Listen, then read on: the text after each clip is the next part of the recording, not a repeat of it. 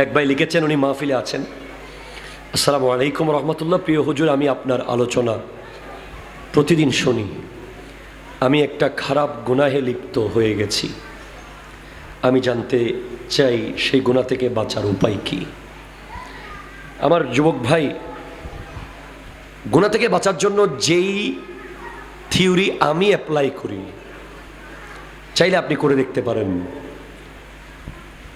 মাঝে মধ্যে হাসপাতালের আইসিইউতে যাওয়া।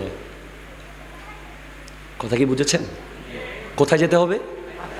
হাসপাতালের আইসিইউতে, যেখানে প্রতি মুহূর্তে মানুষ মারা যাচ্ছে। অক্সিজেন লাগিয়ে রেখেছে, একদম জওয়ান জওয়ান। ডক্টর সিনার উপরে চাপ দিচ্ছে, রু ফেরত আসে কিনা।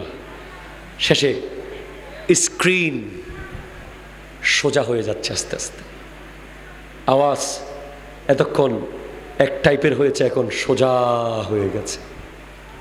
ডক্টর সমস্ত সম্পর্ক শেষ নতুন রোগীর সাথে। 1 সেকেন্ডের মধ্যে ডক্টর আরেক সিটে চলে গেছে। জাস্ট একটা লাইন বলেছে, উই আর সরি, আমরা ওনাকে বাঁচাতে পারলাম না।